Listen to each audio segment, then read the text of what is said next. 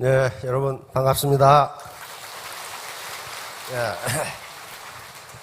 우리 추사 김정희 선생을 모르시는 분 계시나요? 추사 김정희. 나는 그런 분 처음 들어봤다. 아마 그런 분은 한국인 중에 없을 거예요. 추사체라는 아주 전무후무한 이 글씨체를 만들어내신 분이고, 그분이 그리신 세한도는 지금 국보 제 185가 되어 있을 정도로 유명하신 분이죠. 그런데 그분은 천하 명필 중에 명필인데, 그러면 김정희 선생이 나실 때부터 명필이었을까 하는 거 아마 생각도 안 하셨을 거예요. 그런 거 생각할 여유가 없으셨죠. 근데 저도 김정희 선생은 아마 나실 때부터 탁월한 글씨체를 가지고 계셨을 것이다, 그렇게 생각하고 있다가 김정희 선생이 쓴 편지를 보고 깜짝 놀랐어요. 김정희 선생이 이 친구분에게 보낸 편지 속에 이 말이 들어있는 거예요. 마천시변 독진천호. 마는 갈마자입니다. 연마한다 할 때 마자예요. 갈마자. 숫돌에 칼을 가는 걸 연마한다, 이렇게 하죠. 이 구멍천자예요. 구멍천자. 천공이 생겼다, 위에 천공이 생겼다, 그런 말씀 들어봤죠. 장에 천공이 생겼다. 구멍천자입니다. 열십자, 이 연자는 벼루 연자입니다. 벼루 있죠? 옛날에 그 돌, 옛날에 선비들은요, 좋은 돌벼루, 이걸 거의 갑으로 생각할 정도로. 근데 김정희 선생이 이 친구에게 보낸 편지 속에 이 말이 들어있어요. 70년 마천시변 독진천호. 다시 말하면 나는 70년 동안 돌벼루 10개를 먹을 갈아서 구멍을 냈고, 얼마나 글씨를 연습을 했으면 돌벼루 10개가 구멍이 나겠어요. 그러니까 김정희 선생의 추사체는 그냥 된 게 아니에요. 그 다음에 독진천호. 이 독자는 대머리 독자입니다. 대머리 독자. 대머리를 독두라고 그러는데, 독두. 다할진자, 일천천차, 터러고자. 이건 터러고자는 붓을 이야기합니다. 그러니까 붓천자루를 몽당붓을 만들었다. 얼마나 글씨를 연습을 했으면 돌벼루 10개가 구멍이 뚫리고 붓천자루가 몽당붓이 되겠어요. 그런데 지금까지 역사적으로, 사회적으로 큰 업적을 이루셨던 분들 중에 대충 해가지고 이루신 분은 없어요. 저는 이 편지를 보고 깜짝 놀랐어요. 야, 이분은 나면서부터 명필이 아니었구나.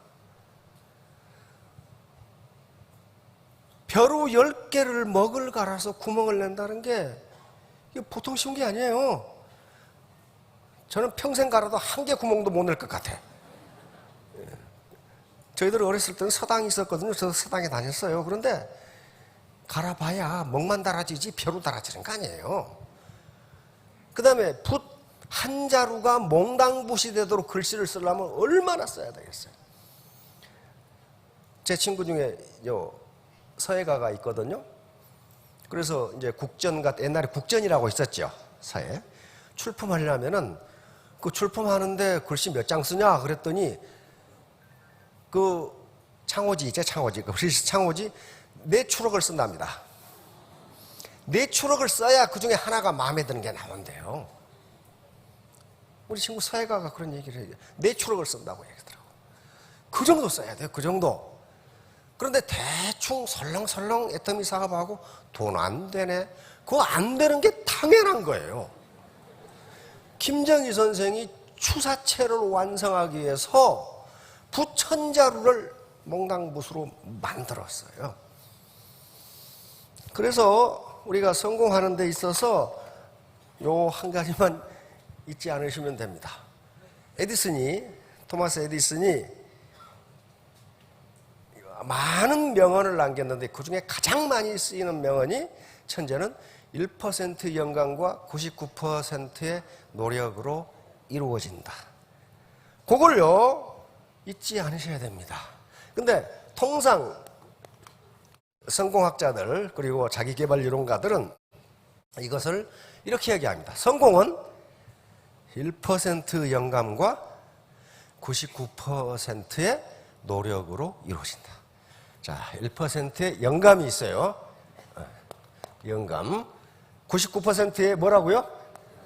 노력이에요. 90% 노력. 둘 중에 하나만 없어도 안 됩니다. 이건 인스피레이션. 에디슨은 초등학교 3개월 다녔습니다. 학교 안 다닌 적 없어요. 3개월 다녔어요. 3개월. 3개월 만에 선생님한테 내 평생 저렇게 머리 나쁜 놈 처음 봤다고 쫓아내버렸거든. 그런데 자, 요건 인스피레이션이에요. 에디슨이 쓴 말은 노력은 노력이란 말을 쓰지 않았어요. 땀이라고 썼어요. 퍼스피레이션이라고 썼어요. 그러니까 이걸 잘 보세요. 시적으로 가군이 맞아요. 인스피레이션, 퍼스피레이션 이렇게 맞도록 돼 있어요. 그러니까 에디슨이 도서관에서 얼마나 공부를 했는가를 알 수가 있어요. 결코 초등학교 3개월 다니고 말았으니까 무식한 놈이겠지. 그런 게 아니에요. 이런 현자들은 반드시 글을 이 정도 쓸 수 있으려면요. 뒤에 가구를 맞춰, 라임을 맞춰가지고 이 정도 쓰려면은 엄청난 지식을 가지고 있는 분이에요. 자, 그런데 문제는 뭐냐면은 1% 영감, 99%의 노력이 동시에 중요하다는 거예요. 99% 노력을 해도 1% 영감이 없으면 절대로 성공 못해요. 어제 뉴스 보니까 우리나라 치킨집이 23,000개랍니다. 근데 그 개수는 전 세계 맥도날드 매장보다 더 많대요. 그런데 문제는 지금도 치킨집을 계속 창업하고 있어요.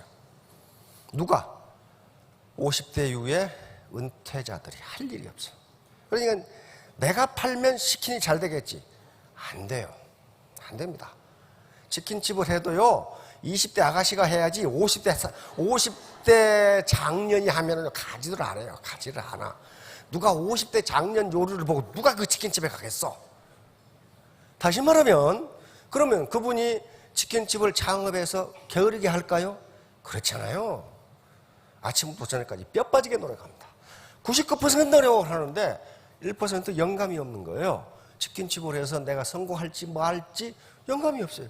그러면 99% 노력이 아무 소용이 없어요. 마찬가지로 1% 영감을 얻었다 하더라도 이 사업은 되겠네 이렇게 했다 하더라도 99%의 땀이 없으면요 절대로 성공 못합니다. 애터미 사업에서 돈 버는 거요 쉽지 않아요. 쉽지 않습니다.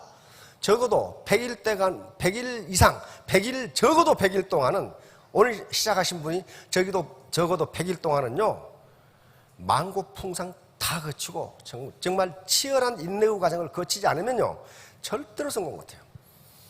단언컨대 절대로 돈 못 벌어요. 애터미 사업은 빅 비즈니스입니다. 빅 비즈니스. 빅 비즈니스는 한 달에 수천만 원을 버는 게 스몰 비즈니스가 아니에요. 이거 우스운 사업이 아닙니다. 이것을 빅 비즈니스라는 영감을 얻고 하시는 것하고 대충 그냥 할 일 없으니까 하는 게 할 일 없어서 하신 분 중에 성공하신 분이 한 사람도 없어요. 죽기 살기로 해야 돼요. 마치 김정희 선생이 벼루 10개를 구멍을 내고 부천자루를 몽당붓으로 만들어버릴 정도로 글씨를 연습하셨듯이 그러면 그 전에 김정희 선생이 글씨를 못 쓰셨느냐? 그거 아니에요. 그거 아니라고요. 명필입니다. 명필. 그런데 자기만의 독특한 글자의 세계를 만들지를 못했어. 그래서 추사체라는 걸 만들어 내신 겁니다. 자, 바로 아까 1% 영감과 99% 노력인데요. 바로 이 영감이 없이는 절대로 되지 않아요. 작은 생각의 차이가 큰 결과의 차이를 가져옵니다. 그런데 가치를 알아보는 눈이 반드시 필요해요. 제가 하피첩에 대해서는 지난주에 설명을 드렸기 때문에 생략합니다. 그런데 같은 책, 같은 강의, 같은 미팅을 하고도 영감을 얻는 분이 있는가 하면 전혀 딴 생각하고 있는 분이 있어요.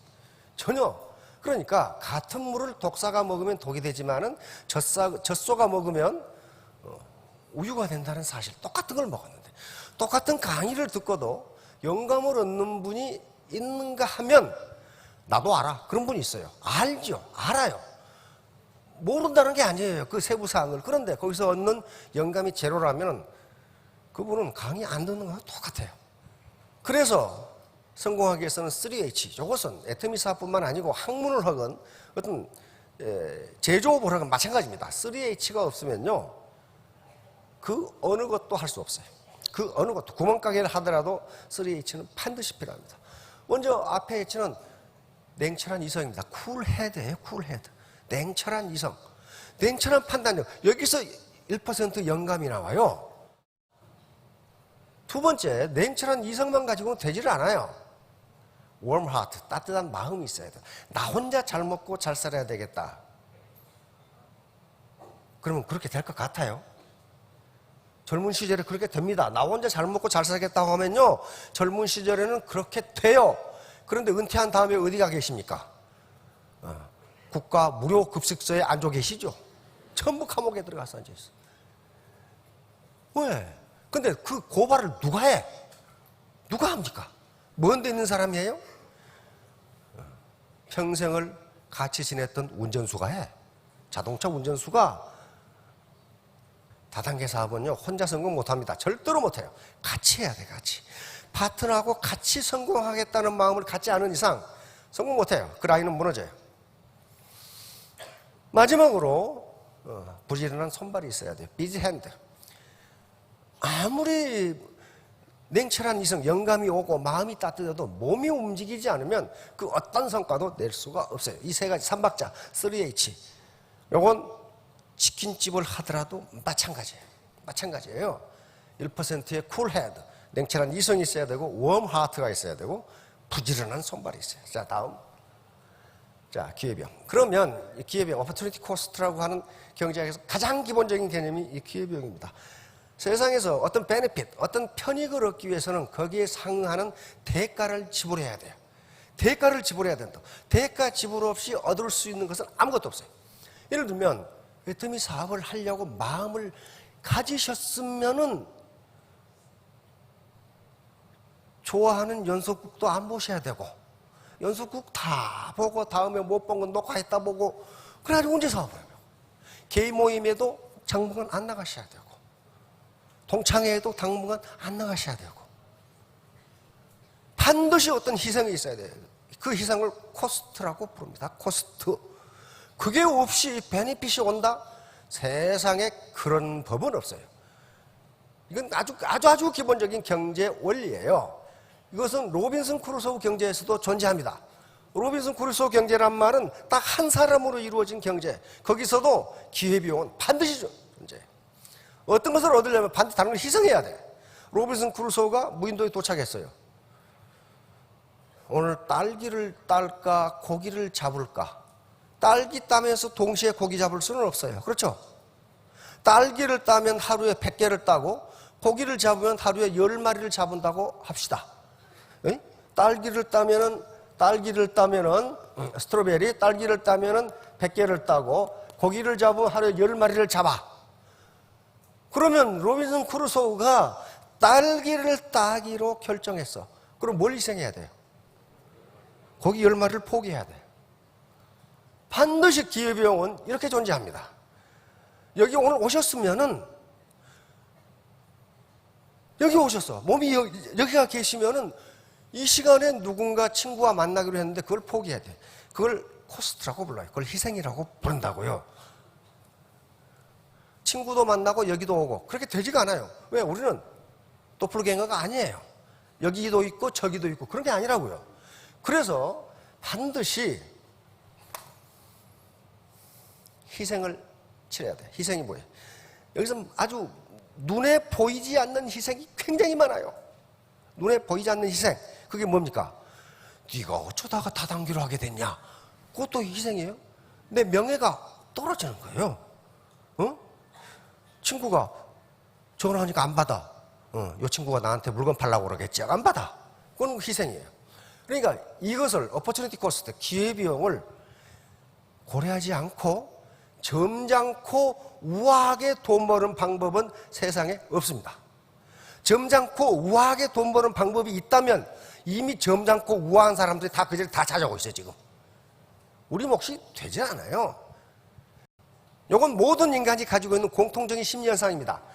나는 이렇게 힘들게 일하는데 돈 몇 푼 못 버는데 저기 집에는 아무것도 안 하는데 돈을 많이 벌어. 이렇게 되는 거예요, 이게.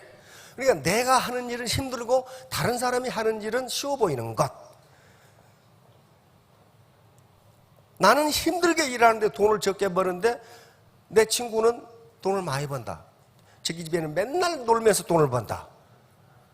이게 이고센트릭 바이어스예요. 그리고 남의 떡이 커 보이는 것. 그러면 그 떡을 가지고 있는 사람은 어떻게 볼까요? 저놈이 가지고 있는 게 더 커 보여. 다 똑같아요. 그러니까 애터미 사업을 하는데 남이 하는 일을 간섭하지 마세요. 간섭한다는 게 뭐냐면 민원의 거의 100%가 99%가 그런 거예요. 왜 나만 그러냐고. 나만. 저 사람도 그랬는데. 아, 자기 일만 챙기면 그 사람이 그대로 그러든 말든. 왜냐하면 자기는 자기가 그런 과정을 겪었기 때문에 자기 일에 잘 알아요. 그러니까 내가 어떤 결과를 얻기 위해서 얼마나 노력을 했는가는 그건 알아. 그런데 상대방이 그걸 얻기 위해서 얼마나 노력했는지는 모르거든. 예를 들면 지금 대기업에서 연봉 4천 받으려면 그렇게 쉬운 일이 아닙니다. 그렇죠? 4천, 5천 받으려면 쉬운 일이 아니에요. 출근하자마자 부장이 갈고 이사가 갈고 뭐 거래처에서 천불나게 해. 그렇게 해서 나는 연봉 4천을 받았어. 근데 우리 친구 녀석은 식당 하는데 2억을 벌었대.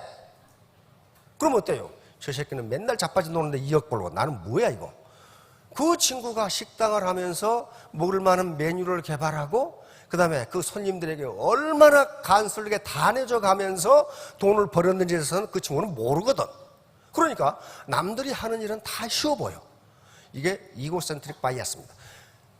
그러니까 자기 일만 열심히 하면 돼요.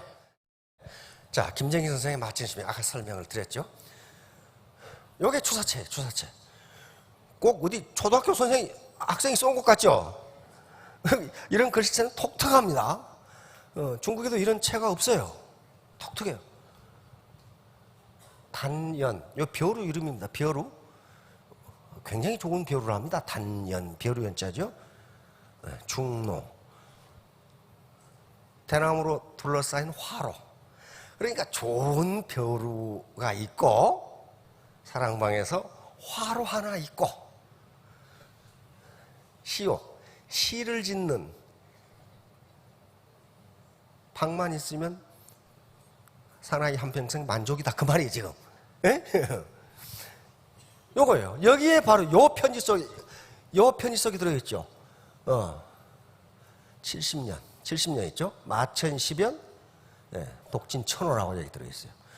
요거 바로 자기 권돈인이라고 하는 유명한 우리 학자죠. 보낸 편지 속에 내가 평생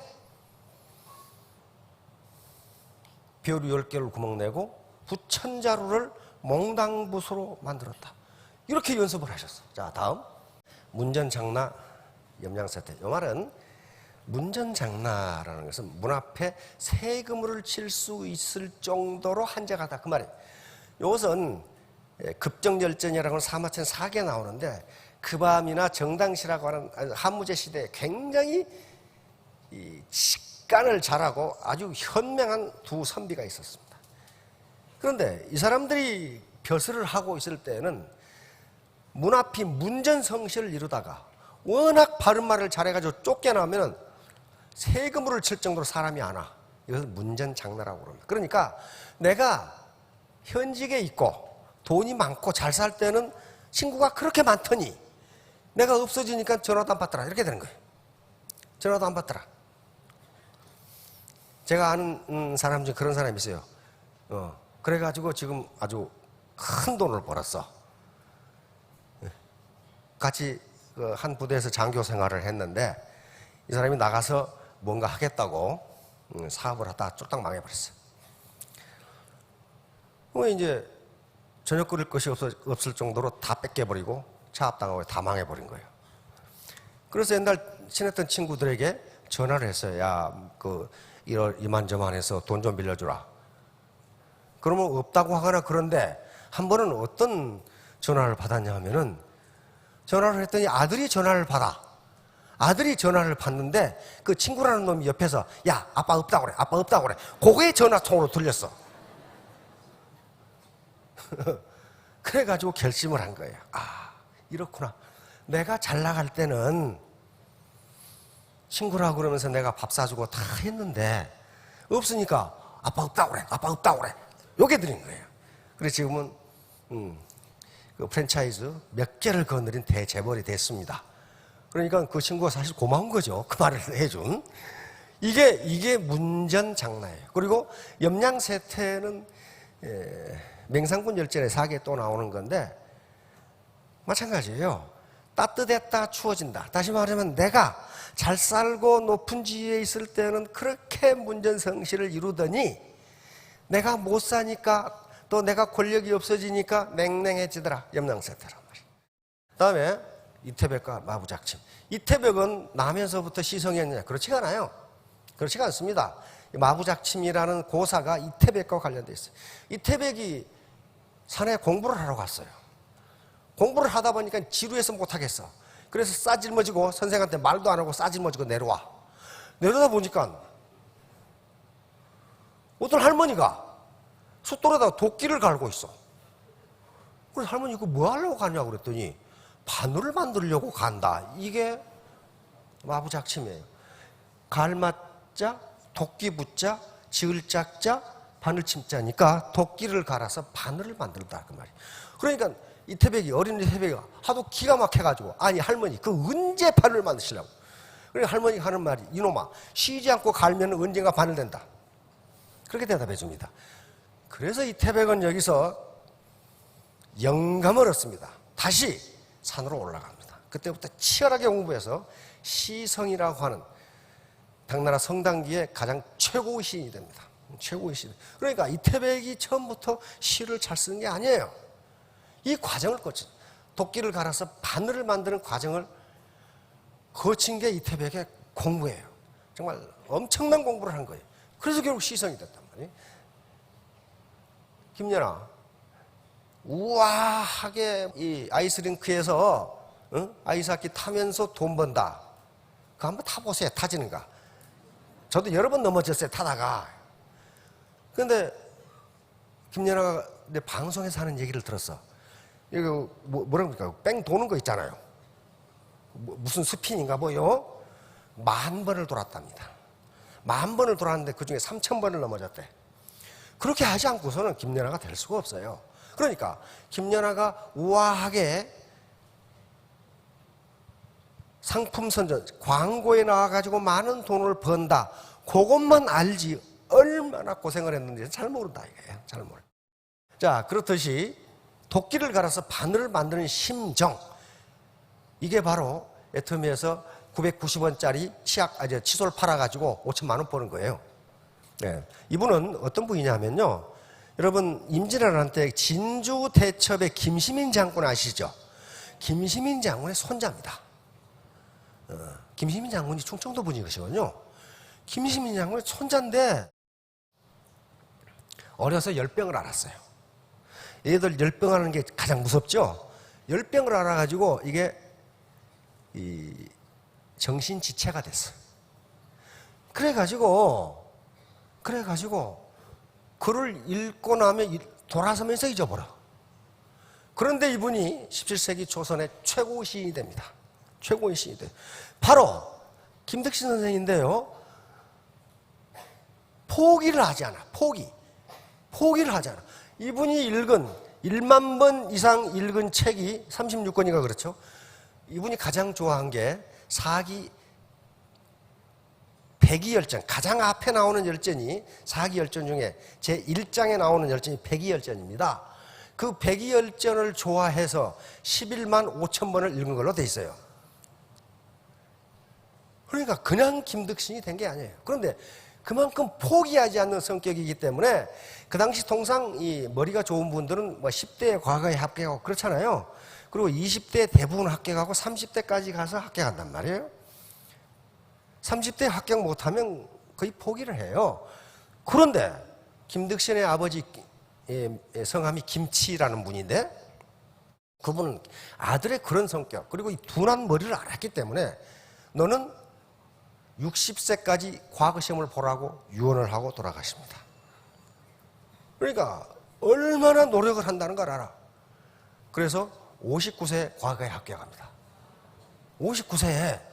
근데 김덕신이나 김치 선생이나 그 당시 당파가 있는 것도 아니고 파벌이 무슨 그것도 아니에요. 그러니까 순전히 혼자 공부해가지고 59세에 과거에 합격한단 말이에요. 그러니까 지금으로 치면 59세에 사법시험에 합격한 거 똑같아. 그러니까 59세 되신 분들 내가 이 나이에 뭐 그렇게 생각하지 마시라고. 그 사법시험 합격할 수 있어요. 59세에. 아이 김덕신 선생이 그렇게 했잖아요. 어? 자, 1만 번 이상 읽은 책이 36. 근데 이걸 어떻게 하느냐? 이분이 이 책을 썼어요. 독수기 그래가지고 내가 책을 몇 번 읽었는지. 왜냐면 뭐라고 했냐면은 후손들에게 내가 게으르지 않았음을 보여주기 위해서 이걸 기록한다고 돼 있어. 내가 게으른 사람이 아니었다. 이걸 보여주기 위해서. 왜 59세에 과거에 합격했으니까 후손들이 모르면 이 선조는 얼마나 게을렀길래 59세에 합격했나? 그게 아니라는 거예요. 그래서 이걸 기록을 해놨어요. 바로 백이열전은 11만 3천 번을 읽은 걸로 기록이 되어 있단 말이에요. 자, 우리에게 가장 감동을 주는 것은 김덕신 선생의 묘비명입니다. 내 비석에 이렇게 기록하라는 거예요. 그래서 기록을 했어요. 뭐라고 그랬어요? 무의제분류, 인자회계, 막노어와 종영유성. 요것만 보시면 돼요. 종영유성. 제 명강이 체주가 남만 못하다 스스로 한계를 짓지 말라. 나보다 어리석고 둔한 사람도 없겠지만 결국에는 이름이 있었다. 종영유성. 결국에는 이름이 있었다. 제 명강이 모든 것은 명강, 힘쓰는 데 달려있을 따름이다. 이는 뭐뭐 따름이다. 그 말이죠. 그러니까 김덕신 선생보다 여기 계신 분들 중에 머리가 둔한 분은 저는 없다고 봅니다. 김 선생은 어려서 열병을 앓았기 때문에 지금 이렇게 된 거예요. 열병을. 그런데도 59세에 문과, 대과에 합격을 하고 17세기 시인으로서의 명성을 낳았습니다. 지금 증평군에서는 창조경제사업으로 김덕신 선생의 사업이 계속되고 있는 것으로 알고 있어요. 국가에서 그걸 정했어요. 왜냐하면 무궁무진한 스토리텔링을 만들어낼 수가 있어. 어떻게 11만 3천 번을 읽냐 그래 책을. 근데 그 기록을 보면요 밤낮을 가리지 않고 밤낮을 걸어가면서도 있고 초상집에 가서도 있고 초상집에 가서도 그 정도 해버리니까 과거 시험에 합격하고 후손들에게 엄청난 영감을 주고 있어요. 김덕신 선생도 해냈다. 네가 왜 못하냐 이렇게 된 거예요 지금. 저 기념사업 하는 거예요. 김덕신 선생 100일장 하는 거예요 지금 증평군에서. 이렇게 후손들에게 큰 영향을 줬어요. 자기 이해. 김덕신 선생은 뭐라고 그랬어요? 나같이 둔한 사람도 없다. 자기를 알았어요. 자기를 알았다고. 그걸 어떻게 했어요? 그 다음에 자기 수용. 그리고 받아들였어. 나는 이런 사람이다. 세 번째는 공개했어. 자기 개방. 그래서 나는 이렇게 한다. 요 세 가지도 굉장히 중요합니다. 자기 이해, 자기 수용, 자기 개방. 통상은 이걸 잘 안 해요. 네가 나를 어떻게 알아? 나를 우습게 보는데 나 우스운 사람이 아니야. 그런 건 자기 개방을 안 하는 거예요. 자, 끝입니다. 결론, 불광불구. 이건 중국 고전에 있는 말이 아니고 최근에 만들어낸 사자성어입니다. 요 아니불자, 미칠광자, 아니불자, 미칠급자예요. 그러니까 미치다는 말이 하나는 인세인, 제정신이 아니라는 말이고 여 뒤에 있는 급은 어디에 도달한다, 리치란 말. 그러니까 펀이죠. 동음이요. 미치지 않으면 미치지 못한다. 그러니까 애터미 사업에 미치지 않으면은 스타마스터에 미치지 못한다. 그건 애터미 사업뿐만 아니라 치킨집을 하더라도 마찬가지입니다. 그래서 바로 마천시변 독진 천호나 마부작침이나 김덕신 선생이나 다 미친 사람들이야. 어떻게 11만 3천 번을 읽냐 그것을 그래. 미치지 않고서는 그렇게 할 수 없어요. 김정희 선생처럼 벼루 10개 구멍을 내고 부천자루를 몽당붓으로 만드는 건 글씨에 미치지 않고는 그렇게 되지 않습니다. 이태복도 마찬가지예요. 자, 결론적으로 천행근 차강글씨, 이건 주역에 나오는 얘기입니다. 하늘의 운행은 굳건하니, 다시 말하면 자연법칙은 변함이 없으니, 경제법칙은 변함이 없으니, 세상에 공짜는 없으니 그 말이에요. 차강불식, 스스로 쉬지 말고 힘써 노력하라. 그러면 이름이 있다. 이렇게 돼 있어요, 주역에. 주역에 이렇게 돼 있다는 것은, 또 이것이 고전이 됐다는 것은 그것이 맞다는 얘기입니다. 천행건, 하늘의 운행은 변함이 없다. 굳건하다. 다시 말하면 자연법칙, 인간의 법칙, 경제법칙, 돈 버는 법칙 다 굳건하다. 변함이 없다. 그러니 스스로 노력하면서 쉬지 말라 하는 거예요. 자, 다음 태도입니다. 바로 저런 건 태도예요. 김덕신 선생이 머리가 좋았나? 안 그래요. 그 태도, 애티튜드였단 말이에요. 나쁜 태도는 펑크난 타이어와 같다. 만약 당신이 그걸 갈아 끼우지 않는다면 당신은 결코 아무 데도 갈 수 없다. 내 지금 각오, 마음가짐, 애티튜드를 바꾸지 않으면요, 아무리 머리로 많이 알아도 아무 소용없어요. 자, 3년 후, 5년 후에 모두 크게 성공하시기 바랍니다. 예, 감사합니다.